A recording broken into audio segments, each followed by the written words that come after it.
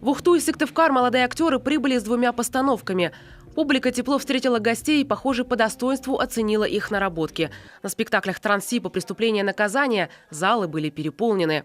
Приступая к работе над тем или иным произведением, мы ищем способ, который был бы живой, максимально отзывался бы в нас самих и, соответственно, позволил бы нам выстраивать диалог со зрителем. Классическое произведение «Преступление и наказание» Достоевского свежо, смело и абсолютно не книжно заиграло на сцене.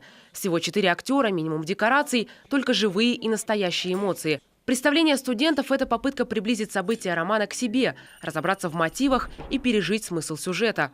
Мы брали, собственно, изначально тему Раскольникова и Сони, ну и потом все обрастало. Собственно, в основном там все передается через сторителлинг. То есть мы не полностью играем роли, а мы как бы входим в них, но через себя все равно. Мы рассказываем о этих людях. Мы как бы в принципе ими не становимся. То есть это какой-то вариант разбора и входа в персонажа и выхода. Но это скорее как какой-то рассказ, как некое кино такое смонтированное.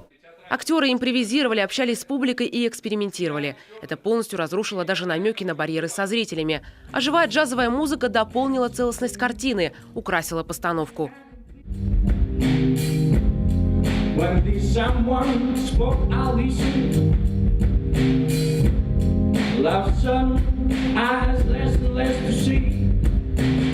У молодых дарований остались хорошие впечатления о поездке в 2 города республики. Впереди у молодых актеров 10 городов – Сибирь, Поволжье, Северо-Запад и Армения. Престижный творческий полигон с пестрым по восприимчивости зрителям. Наверное, бунт раскольниковский вот этот, который, что надо чего-то добиться, что все неправы, я устал жить в таком мире. Такого, конечно, глобального у меня нету претензий ко всему вокруг. Но вот какой-то бунт, вот это мне нравится, внутренний бунт, что надо бороться за свое, это и у Гамлета это есть, и через это надо прожить, чтобы чего-то добиться. И почти машинально опустил старухе на голову обухом.